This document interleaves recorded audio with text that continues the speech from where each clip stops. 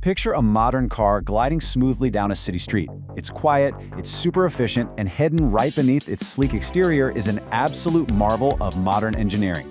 Today, we're diving straight into the mystery of the modern drivetrain in this explainer. We're going to look at a piece of technology that literally transformed how we drive, acting as the perfect bridge between a century of burning gasoline and our electrified future. Yep, we're talking about hybrid electric vehicles, the dynamic duo of the road. Imagine you're sitting at a red light. It turns green, you hit the gas, and your car just pulls away completely silently before the faint hum of an engine seamlessly joins the party. I mean, it kind of feels like magic, right? But it's actually pure physics and some totally brilliant engineering. Which brings up a really good question. Why would a car even need both a traditional gas engine and an electric motor? Like, why would engineers take on the absolute headache of stuffing two completely different, heavy, and super complex power sources into one single car? What exactly were they trying to solve? Okay, let's dive into this and look at the most basic definition. At its core, a hybrid electric vehicle, or HEV, is simply a vehicle equipped with two or more energy storage systems that can provide power to move the car, either working totally together or completely independently. So it's not just a regular gas car with an oversized battery, and it's definitely not a full electric vehicle with a gas generator strapped to the back. It's this beautifully integrated machine where multiple energy sources are constantly collaborating in real time. To wrap our heads around how this works, we really have to deconstruct the vehicle into its two primary energy paths. On one side, you've got the traditional route. A fuel tank feeds gasoline into an internal combustion engine, which then spins the wheels. Simple enough. But on the other side, you have the modern electric route. A high-voltage battery feeds electricity into an electric motor, which also spins the wheels. Honestly, the easiest way to picture this is to think of them as a team of workers.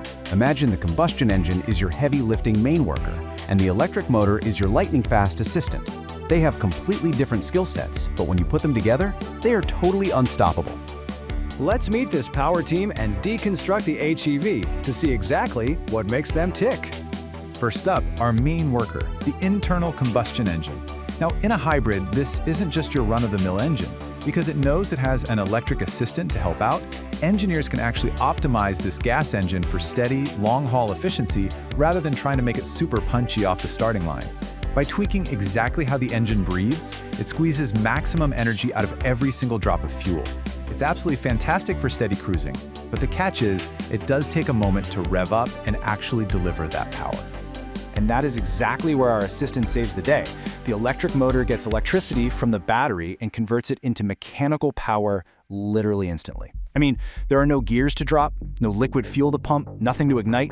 The exact millisecond you press the pedal, electrons flow and magnetic fields push. It is incredibly fast and ultra-responsive. So while the gas engine might be a little sluggish to wake up, the electric motor is already practically sprinting. Which brings us to the need for speed and exactly when this electric assistant jumps into action to save the day. Let's say you're at a dead stop and you need to merge into fast-moving traffic. You stomp on the accelerator. In engineering speak, you've just triggered a transient phase.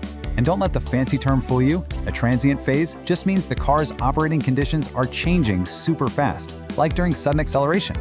Now, during this sudden spike in demand, our main worker, the gas engine, is caught a little off guard. It needs precious milliseconds to inject fuel, build pressure, and ramp up.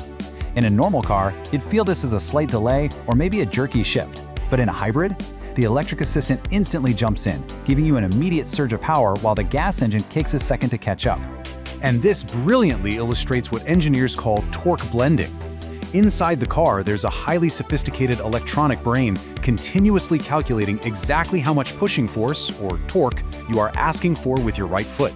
It acts like this master conductor, dividing up that request between the gas engine and the electric motor hundreds of times every single second. As the driver, you just feel one unified, incredibly smooth push. You have absolutely no idea that this crazy mathematical balancing act is happening right under the hood. Let's ground this with a real example. Say you press the gas pedal and demand exactly 200 Newton-meters of torque to power up a really steep hill. The car's computer instantly reads that demand. Now, it knows the combustion engine might only be able to efficiently give you, say, 120 Newton-meters at that exact speed. So in literally a fraction of a second, the computer commands the electric motor to fill in the missing 80 Newton-meters.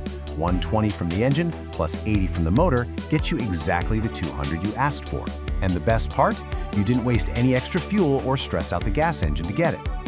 This specific magic trick gets used all the time in two huge ways. The first is called torque fill. Say you're creeping along in pure electric mode and then you suddenly floor it. The gas engine physically has to start up. To prevent you from feeling that delay, the electric motor temporarily ramps up its power to fill that gap in time. The second way is bridging a torque gap. If your hybrid has traditional gears, shifting naturally causes a tiny drop in engine power. So the electric motor instantly pulses power during that split second of shifting. Without the motor stepping in to fill these gaps, handing off power between two completely different engines would feel super clunky. But because of it, the ride is buttery smooth. Now, let's switch gears and talk about the magic of braking and how hybrids actually turn waste into fuel.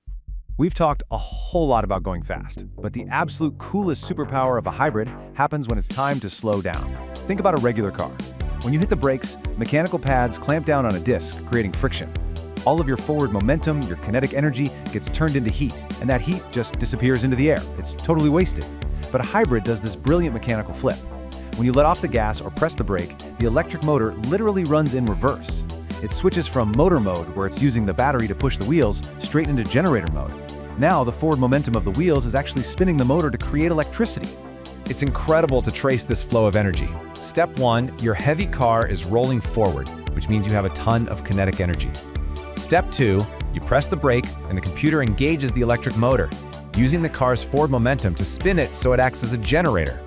Step 3, this spinning magnetic field converts that physical motion directly into electrical energy. And step 4, that electricity is routed straight back into the high voltage battery to be stored for later. This is known as regenerative braking. You are quite literally taking the wasted energy of slowing down and turning it into free fuel for your next green light. How cool is that? So let's look at shifting gears in reality and how the vehicle's internal conductor manages all this out on the open road. Now, what's really interesting here is how the vehicle's brain dynamically shifts between modes depending on what you're doing. If you are starting or moving at low speeds, like sneaking through a parking lot, the car relies entirely on the battery and electric motor. It's completely silent and burns zero gas. But once you speed up to normal cruising on a flat highway, the car seamlessly switches over to the fuel and combustion engine because that's where the gas engine really shines in terms of efficiency. But what if you stomp the gas to merge onto the freeway? That's hard acceleration. The car immediately calls on both the engine and the electric motor, using that torque blending we talked about to give you maximum combined power.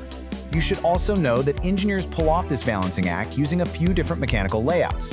In a series hybrid, the electric motor does literally all the driving, and the gas engine just acts as an onboard power plant to keep the battery charged. Then you have a parallel hybrid, where both the engine and the motor are physically hooked up to the wheels and push them together.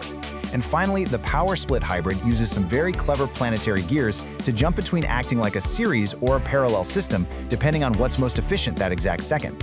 But honestly, no matter which layout is under the hood, the core philosophy is exactly the same.